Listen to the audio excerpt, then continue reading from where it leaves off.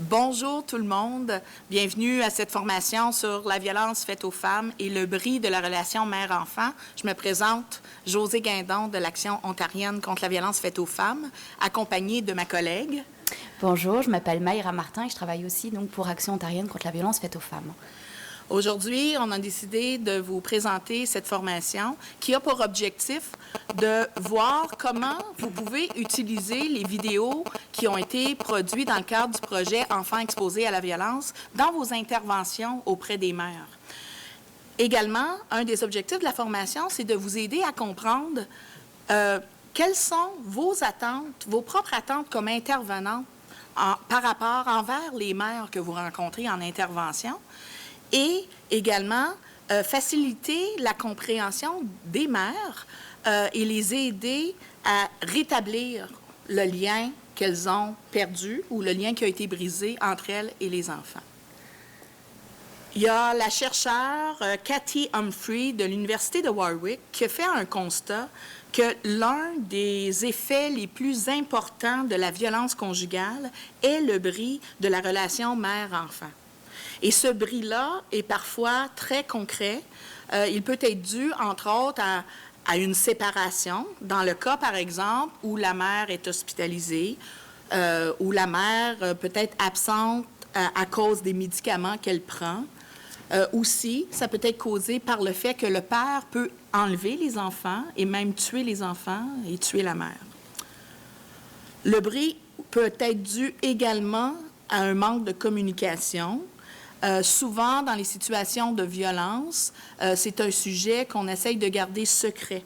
Donc, on ne parle pas de violence à la maison pour différentes raisons. Parfois, c'est pour la nier. Parfois, c'est pour... la mère ne parlera pas de la violence pour protéger l'enfant qui est avec elle à la maison. L'agresseur utilise plusieurs tactiques qui sont intentionnelles afin de briser le lien entre la mère et les enfants. Les tactiques utilisées peuvent être faites au cours, pendant la grossesse. Lorsque la mère est enceinte, ça peut commencer dès cette première étape-là où intentionnellement, le père peut être violent envers la mère, peut imposer le fait que c'est lui qui va, ses besoins à lui vont primer aux besoins de l'enfant qui est à naître. Donc, dès le départ, dès la grossesse, il y a ce bris-là de relation mère-enfant. Une autre tactique, c'est souvent d'emmener les enfants à participer à la violence envers les mères. Donc, les enfants sont emmenés à reproduire la violence, reproduire les insultes, par exemple, que le père inflige à la mère. Négligence de l'enfant. L'agresseur peut exiger, encore une fois, que les besoins de l'enfant passent en deuxième lieu et que ce soit ses besoins à lui qui priment au-delà des besoins de l'enfant. Des menaces de violence envers les enfants, bien entendu, et aussi il peut y avoir de l'abus physique, sexuel, émotionnel commis envers l'enfant. La mère peut être amenée à participer également à la violence. Un des exemples qu'on peut vous donner, c'est souvent, on entend que la mère a choisi de punir son enfant elle-même afin de minimiser la punition que le père aurait ou pourrait infliger à l'enfant. La violence continue même après la séparation, on en parle, et même le degré et le niveau de violence souvent est intensifié dès qu'il y a séparation. Et il y a différentes tactiques à ce niveau-là. Empêcher la mère de voir les enfants, aliéner les enfants contre la mère, l'enlèvement d'enfants, etc.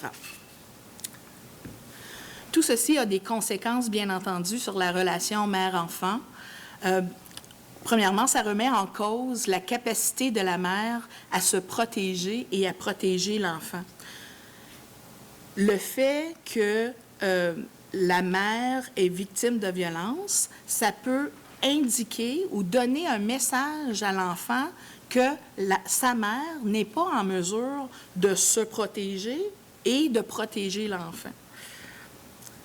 Donc, la mère peut être dévalorisée aux yeux de l'enfant parce qu'elle n'a pas su le protéger et se protéger. Aussi, un enfant peut également croire que la mère est méchante. Et c'est pour ça que la mère est punie par l'agresseur, parce qu'elle a été méchante, donc elle est punie et son père lui inflige de la violence. Des répercussions psychologiques chez la mère et chez les enfants. Chez la mère, on a juste à penser les répercussions liées à la santé mentale, donc dépression, automutilation, tentative de suicide. Chez l'enfant, ça peut se traduire en beaucoup d'anxiété de vivre dans un environnement où l'enfant est exposé à la violence, donc qui peut se traduire en colère, en tristesse, etc.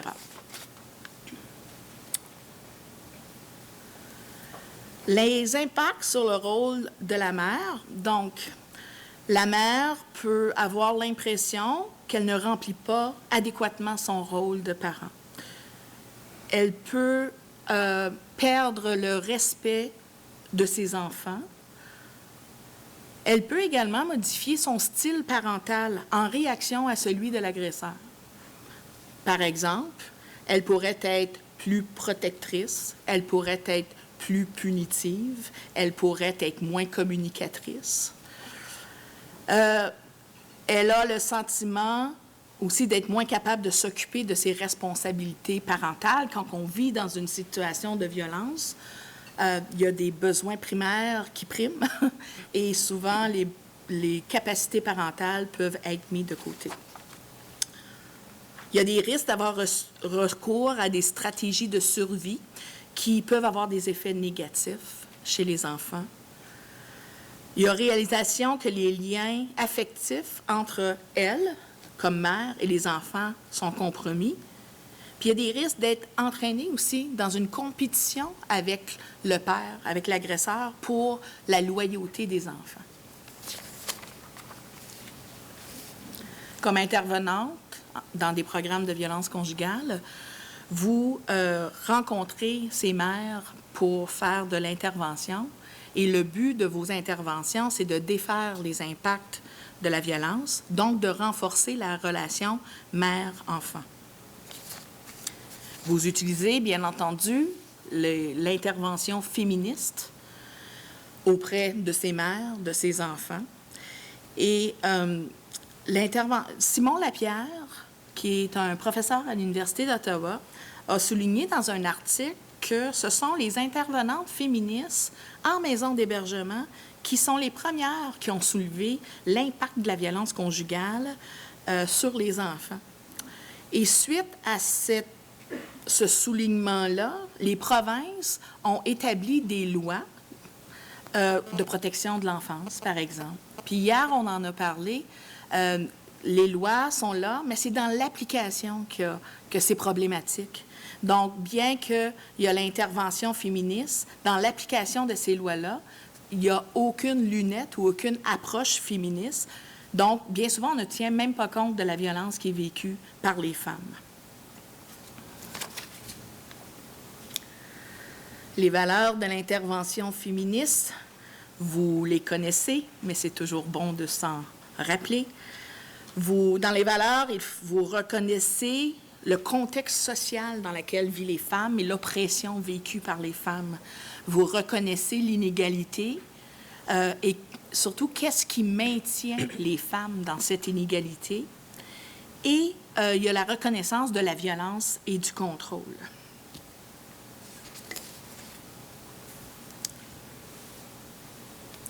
Il y a la reconnaissance de l'inégalité de pouvoir entre la femme que vous rencontrez dans vos services d'intervention et l'usagère. Et la reconnaissance que les caractéristiques ou les comportements de la victime, la mère dans ce cas-ci, ne sont pas en cause. L'intervenante ne minimise pas la violence. L'intervenante croit et véhicule le message que la violence est inacceptable.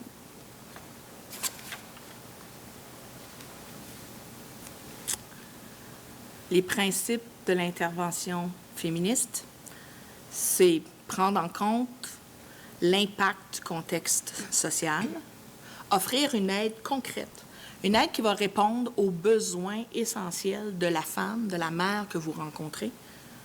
Il y a aussi la revendication des droits. Donc, droit à la mère de confidentialité, droit à la sécurité, droit d'obtenir des services, et plus particulièrement dans notre réseau, droit d'obtenir des services en français.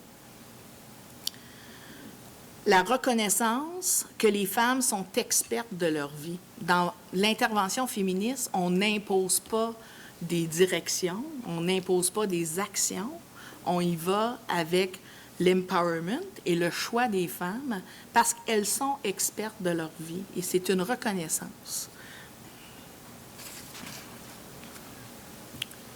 Ouverture, respect, flexibilité, c'est à la base de l'intervention féministe.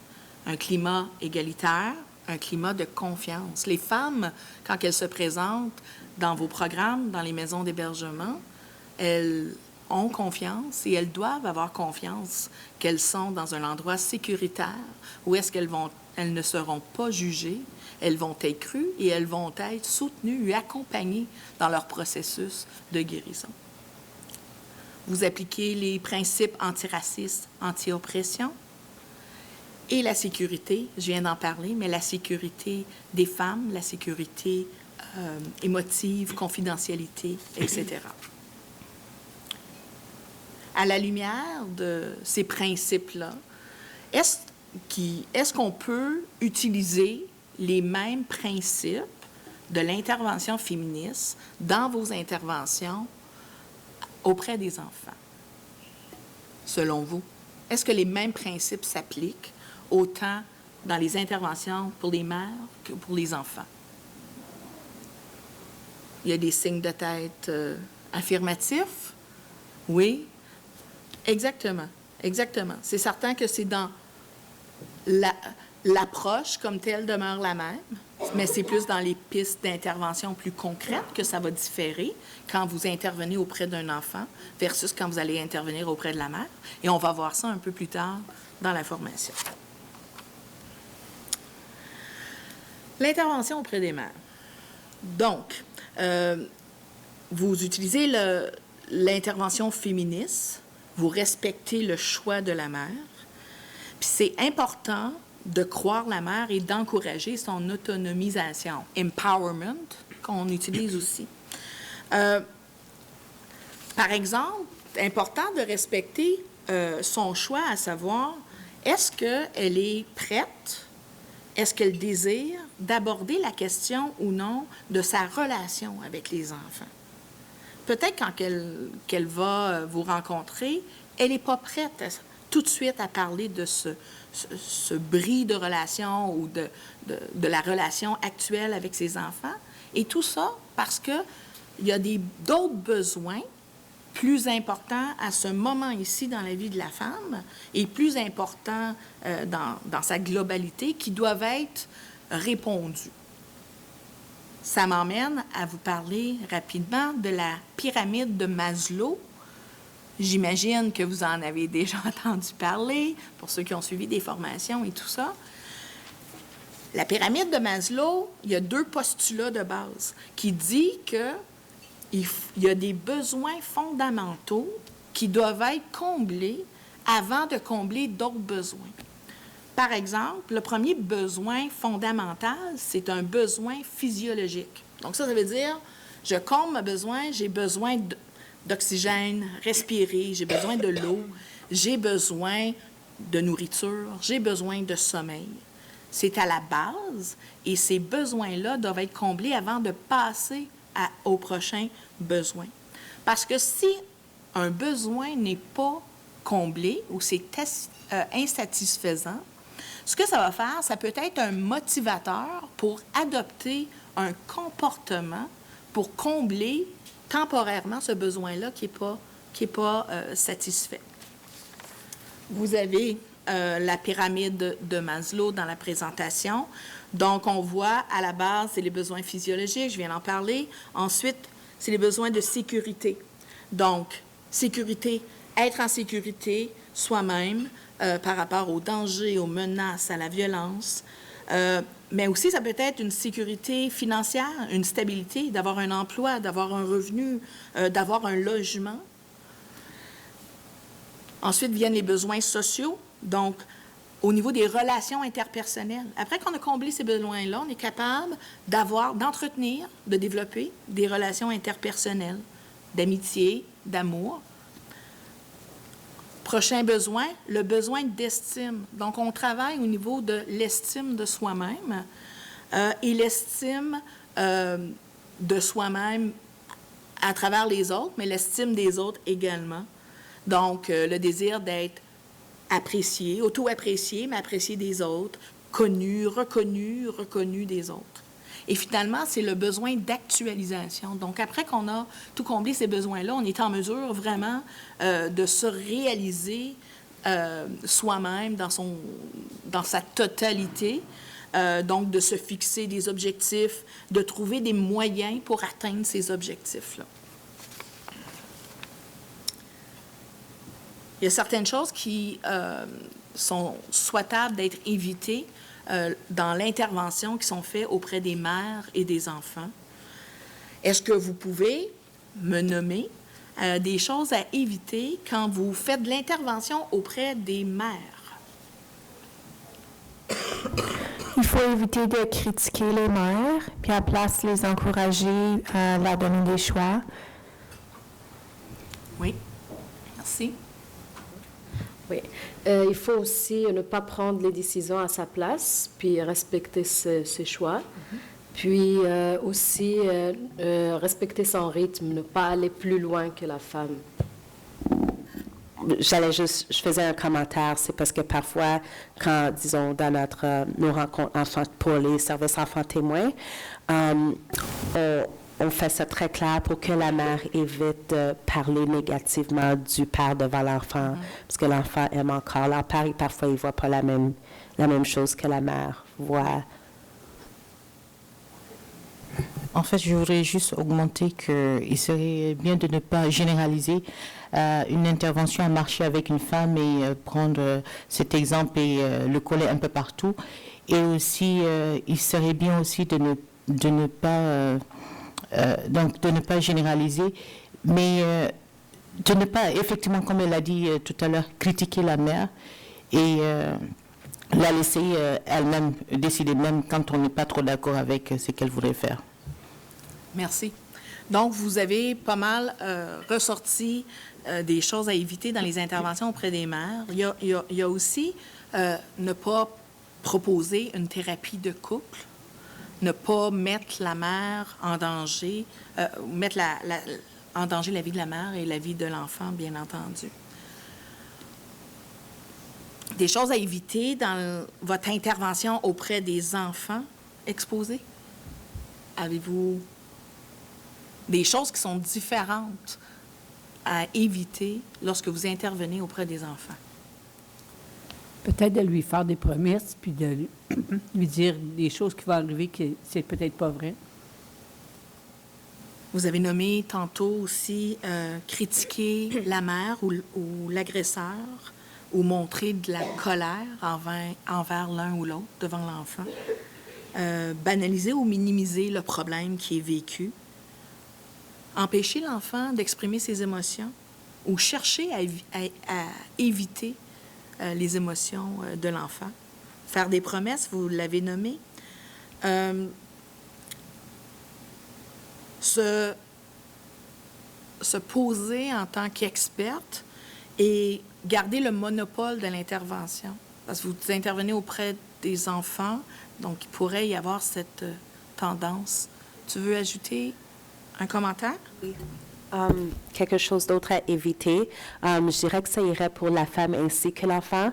Et je pense qu'on fait beaucoup ça à travers nos plans de sécurité et même les interventions de la société Aide à l'enfance le fait beaucoup. Et c'est éviter de responsabiliser vraiment simplement la femme ou l'enfant pour leur sécurité. Parce que souvent, on prend pour acquis que c'est la responsabilité de la mère de protéger ses enfants, mais on néglige le fait que l'abuseur aussi a la responsabilité à la protection. Et c'est la même chose aussi pour les enfants. Ils ne sont pas toujours responsables de prendre toutes les démarches pour assurer la sécurité. Oui. Merci. La prochaine diapo porte sur les façons de renforcer le lien entre les mères et leurs enfants. Donc, à la base, informer la mère sur la violence faite aux femmes et l'impact de cette violence sur les enfants. Et ça, c'est quelque chose que vous faites dans toutes vos interventions.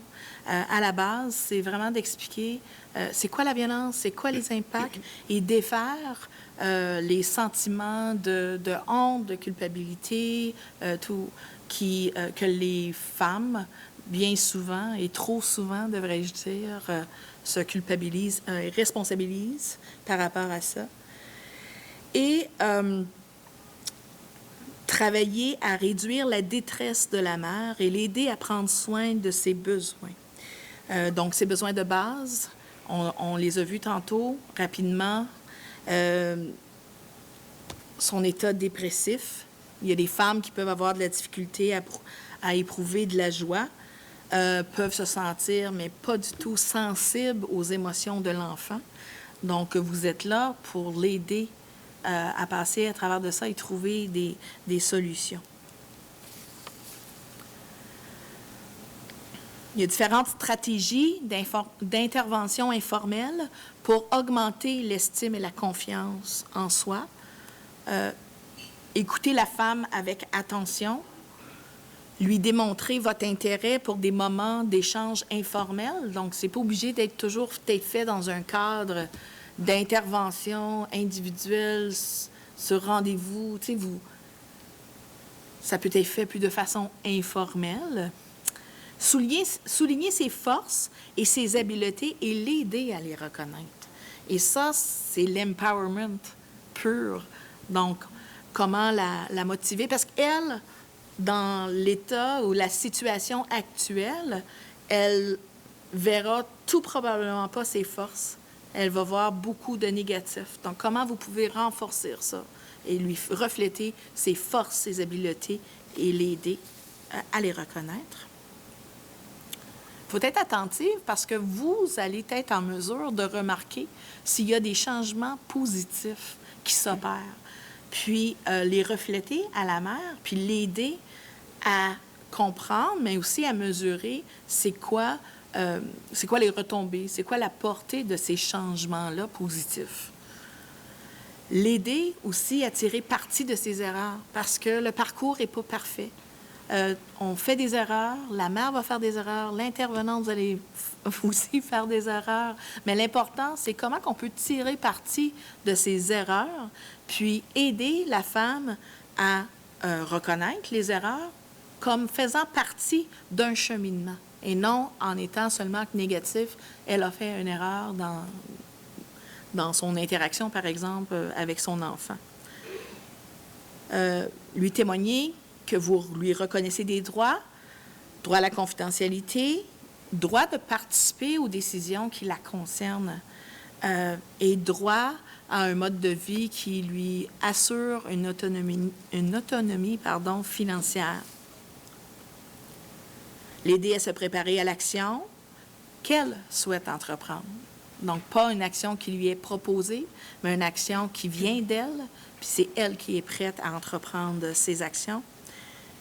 Puis confier des responsabilités en l'impliquant dans des sphères à la maison.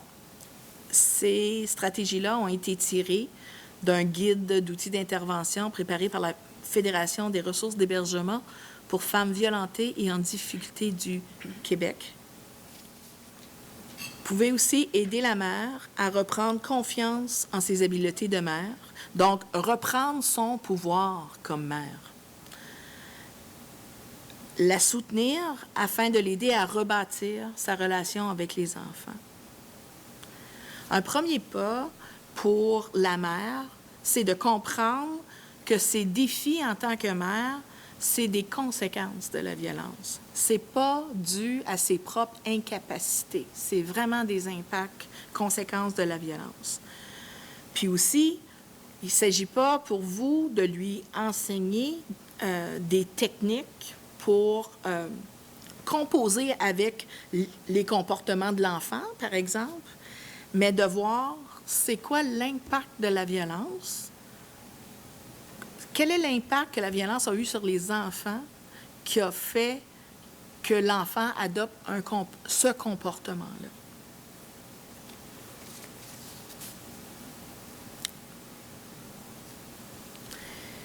Et si la mère n'aime pas son enfant ou n'aimait pas ses enfants et vous fait part de ça,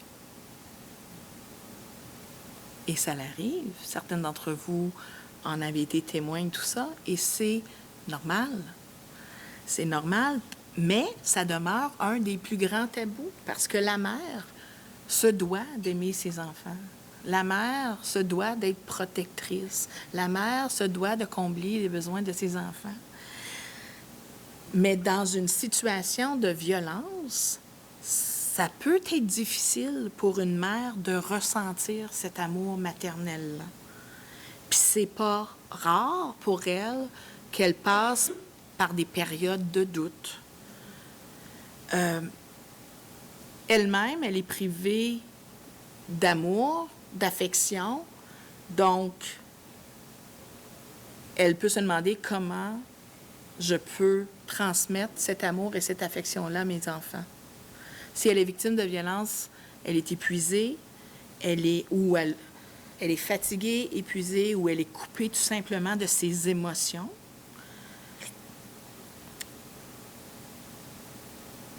Sa relation avec l'enfant a été endommagée par la violence. Si l'enfant est victime de violence, et la mère est victime de violence, de voir les signes de violence chez l'enfant, que ce soit un signe physique, par exemple, ça peut juste chez elle la ramener dans son traumatisme de victime de violence. Ça pourrait aussi être qu'elle en veut à son enfant de la maintenir dans une situation de violence. Peut-être que c'est ça qui lui vient en tête, parce que souvent, les mères disent « on ne quitte pas le foyer, je ne peux pas quitter le foyer, mes enfants sont jeunes, je ne sais pas où aller ». Puis elle le fait. On l'entend, hein, la mère va le faire pour ses enfants avant de le faire bien souvent pour elle. Donc, elle essaie, dans la mesure du possible, d'évaluer la meilleure chose à faire, mais ça peut faire que, inconsciemment, elle blâme l'enfant de la maintenir dans cette situation. L'important dans votre intervention, c'est de soutenir la mère sans la juger, de la laisser en parler, de donner ses émotions, de les partager. Et vous, c'est de aussi faire le lien avec la violence vécue et non que c'est un comportement individuel de la mère. Il faut soutenir la mère également afin qu'elle puisse parler de la violence avec ses enfants. C'est quelque chose que vous faites en intervention avec les mères ou que vous aurez à faire.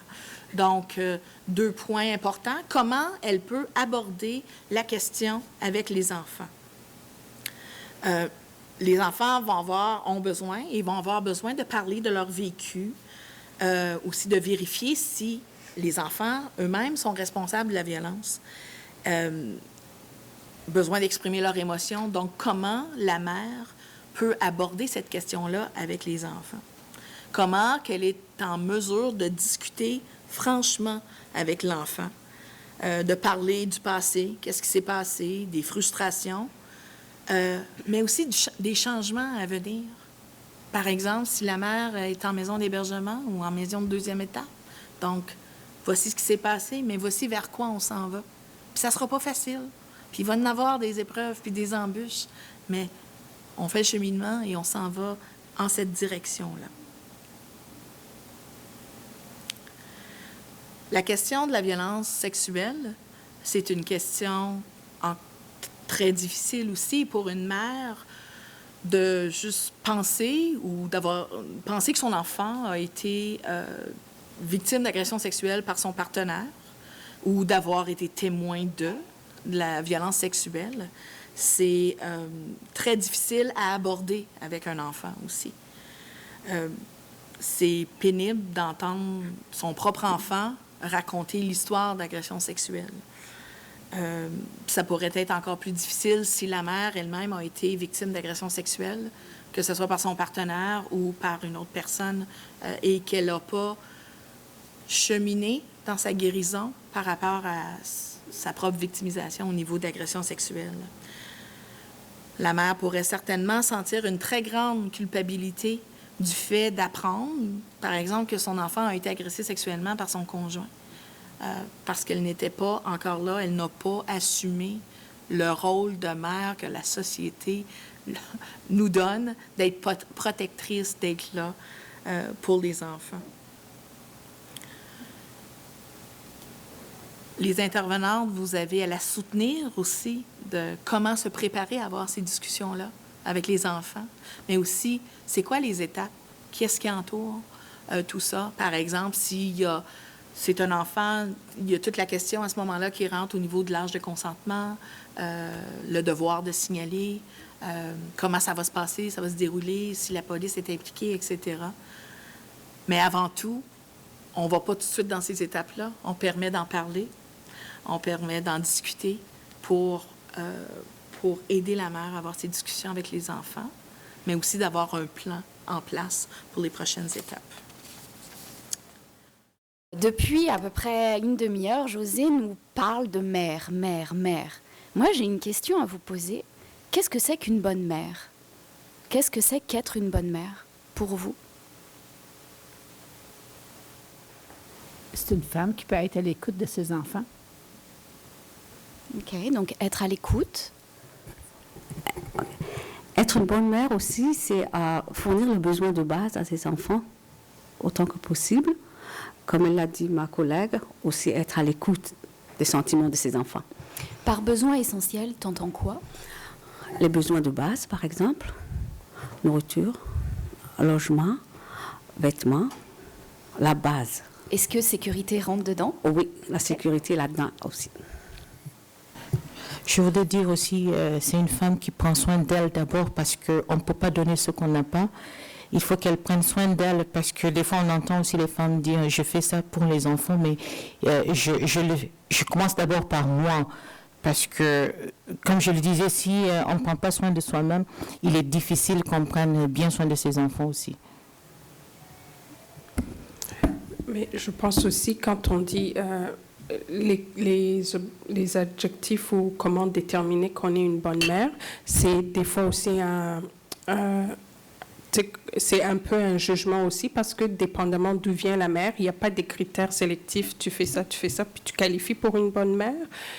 Et ça va handicaper les mères qui sont dans les relations abusives. Alors, qu'est-ce que ça veut dire être une bonne mère? C'est sûr qu'il y a des besoins essentiels de base que tu peux remplir, mais de là à aller dire « Oh, c'est quoi une bonne mère ?» C'est là que la mère va être handicapée pour dire ben j'ai pas rempli ça, alors je suis pas une bonne mère. C'est le jugement. Déjà, elle se fait juger. Déjà, elle vit une relation difficile. Alors, moi, je trouve ça, c'est vraiment, ça peut être rabaissant, mais je ne sais pas si je peux vraiment dire c'est quoi une bonne mère, puis dire c'est quoi l'adjectif d'une bonne mère, qu'il y a des critères que tu remplis pour être une bonne mère. Est-ce que vous êtes toutes d'accord avec cette conclusion? OK. Ben, merci d'arriver à cette conclusion, parce que c'est exactement la conclusion que moi j'allais donner. C'est vrai qu'en fait, vous avez commencé un peu à le nommer, mais finalement, tous ces adjectifs-là qu'on donne à qu'est-ce qu'une bonne mère, c'est la société, en fait, qui les donne. Et chacun, moi, je peux avoir mon propre adjectif, José aura les siens, et en fait, chacune d'entre nous, on pourrait en discuter, on pourrait faire une dissertation et donner des centaines et des milliers d'adjectifs pour qualifier qu'est-ce qu'est qu'une bonne mère. Finalement, en fait, basiquement, si on peut résumer, une bonne mère, c'est une mère parfaite. Je pense que c'est ça, hein. C'est vraiment être la superwoman et c'est vraiment être parfaite dans toute situation. Et puis on s'entend que la perfection n'existe pas, mais la société Et la société est extrêmement exigeante déjà avec les femmes, avec donc nous toutes. On a déjà en tant que femme un rôle qu'on doit tenir. Il faut qu'on travaille maintenant, c'est quand même bien de travailler. Il faut qu'on ait quand même fait aussi des études, ça peut être bien vu. Il faut quand même qu'on se marie. Il faut qu'on ait des enfants. Il faut qu'on s'occupe quand même bien aussi de la maison, parce qu'il ne faut pas trop l'oublier, etc. Donc il y a déjà tout ça. Et en plus, à partir du moment où on devient mère, on va nous rajouter une pression supplémentaire, on va avoir des pressions sociales supplémentaires sur les épaules, parce que là, on va être regardé et on va être jugé. Ça va être, on va être jugé à la fois donc, par nos personnes qui sont très proches, donc à la fois par le conjoint, les parents, les beaux-parents, et puis vraiment les frères et sœurs, etc. Et puis même, on va se rendre compte qu'on va être jugé par des inconnus, comme ça, dans la rue. Moi, ça m'est déjà arrivé, je l'avoue, quand je fais mon épicerie dans un supermarché, puis que je vois un enfant commencer à faire un énorme caprice. C'est tout de suite là. D'accord. On voit tout de suite la remarque, puis on voit un peu tout le monde comme ça qui marche, puis avec le regard un peu « Ah, si c'était mon enfant, il ferait pas ça ». Et en fait, on se rend compte, et là, je pense vraiment ce poids-là de la mère qui doit gérer son enfant, en train de se rouler par terre devant le rayon légumes. Et puis en plus, donc elle doit déjà gérer ça, qui est déjà un petit stress. Et puis en plus, sentir qu'il y a 10 personnes derrière qui la jugent. Donc voilà, il y a vraiment toute cette pression supplémentaire-là. Donc on a des pressions en tant que femme, en tant que mère. Maintenant, imaginez une femme qui vit de la violence conjugale. Donc une femme qui n'est pas encore mère, elle aussi, elle va être jugée. La première chose qu'on va lui dire, c'est un peu « mais pourquoi t'es restée ? Moi, je ne serais pas restée 2 jours. » Vraiment, c'est un peu catégorique. C'est « moi, j'aurais fait mieux que toi, je serais partie, je ne me serais jamais laissée faire. » Donc c'est généralement un peu le premier reproche qu'on va faire à une femme qui est victime de violence conjugale. Une mère qui est victime de violence conjugale, elle va en voir en plus cette pression-là. Donc pourquoi t'es pas partie plus vite ? Et puis c'est « mais t'as pas pensé à tes enfants ?» Donc elle va avoir cette culpabilité-là supplémentaire sur les épaules. Elle va devoir travailler ça également. Donc il va falloir, à partir du moment où elle va être sortie, ou dans le processus de sortie de la violence, elle va devoir finalement travailler ce que la violence a eu comme effet sur elle en tant que femme. Mais il va aussi falloir, et ça va être extrêmement important, de travailler tous les effets qu'a eu la violence sur elle en tant que mère. Donc à la fois, il va falloir qu'elle réfléchisse à toutes les répercussions psychologiques que ça a pu avoir pour elle, toutes les répercussions, même parfois physiques, si par exemple, comme José le disait, elle a maltraité directement par exemple l'enfant ou elle l'a négligé. Donc il va falloir aussi qu'elle travaille vraiment sur ça. Et puis ensuite, il va falloir qu'elle travaille sur sa relation avec son enfant ou ses enfants. Parce que là, je pense que toutes celles qui sont mères dans la salle vont le comprendre. Je pense que la relation mère-enfant, enfin parent-enfant en règle générale, puis mère-enfant, c'est pas toujours tout rose. Ouais, j'en vois certaines qui font non. Donc oui, tout n'est pas parfait. Puis surtout quand arrive un petit moment absolument charmant qui s'appelle l'adolescence, où moi je suis pas encore maman, mais je me souviens de ma propre adolescence et je m'excuse auprès de ma mère et ce que j'ai pu lui faire subir. Et je me prépare psychologiquement à les 15 prochaines années qui vont bientôt arriver. Parce que voilà, il y a déjà dans la relation hors violence, la relation mère-enfant n'est pas simple et il peut y avoir des moments assez tendus et assez difficiles. Donc quand on rajoute encore une fois toute la dimension de la violence conjugale, on rajoute encore une difficulté supplémentaire. Donc l'une de vous soulignait tout à l'heure le danger, c'est de faire des généralités. Donc c'est sûr qu'on ne peut pas dire que dans 100% des cas, la relation entre la mère et l'enfant sera détruite ou sera brisée. On va pas tomber dans ce piège-là. Par contre, je pense on peut quand même reconnaître que souvent, cette relation-là va être... La violence aura eu quand même un impact sur cette relation-là, sur la relation entre la mère et l'enfant.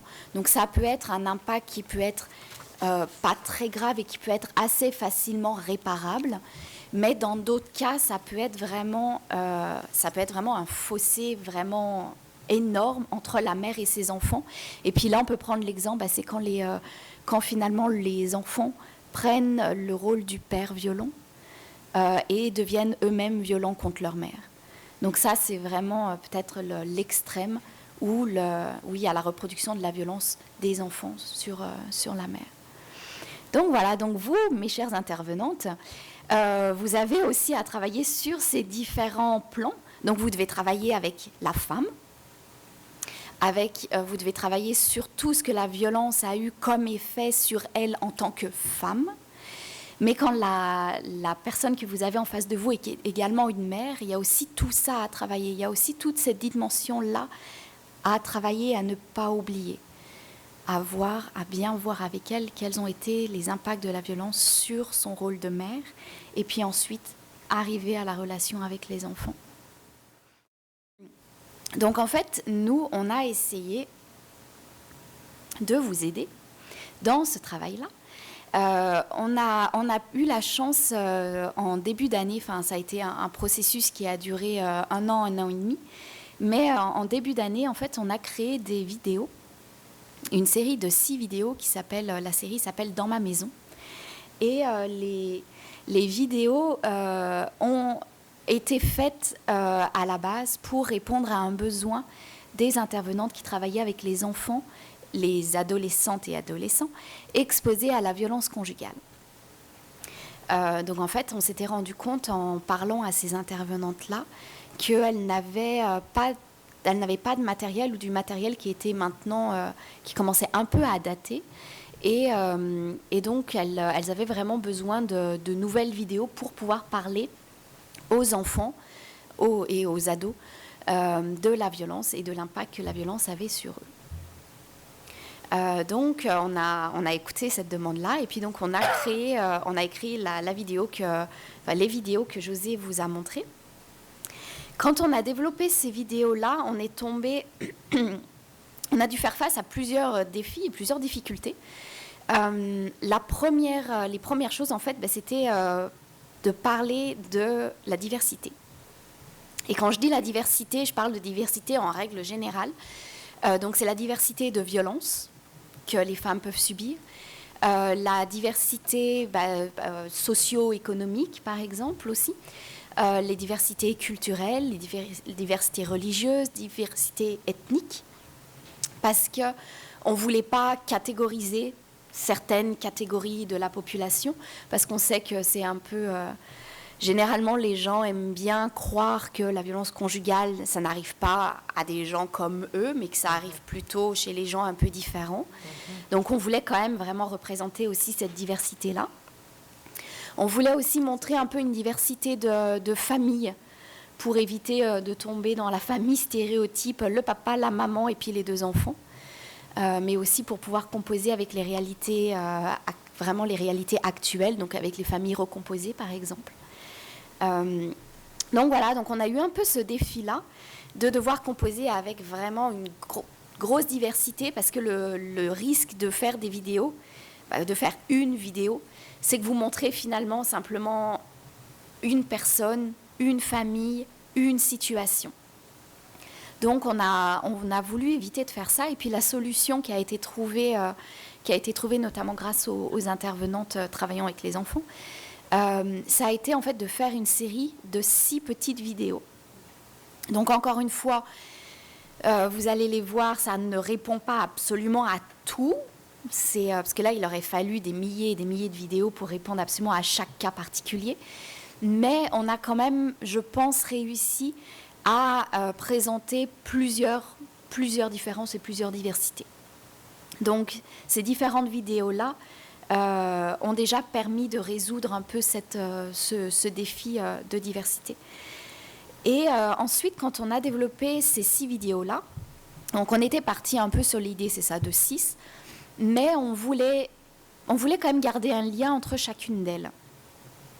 On aurait pu faire le choix de faire 6 vidéos complètement différentes, mais on a donné un peu un défi supplémentaire à la personne qui nous a écrit les scénarios, d'essayer de nous trouver un petit fil conducteur. Et puis finalement, un peu ce fil qu'on suit pendant les 6 vidéos, il y en a 2. Le premier, c'est l'âge des enfants. Donc en fait, on passe dans les premières vidéos, dans les 2-3 premières vidéos, on passe avec des enfants relativement jeunes. Et puis les dernières vidéos, on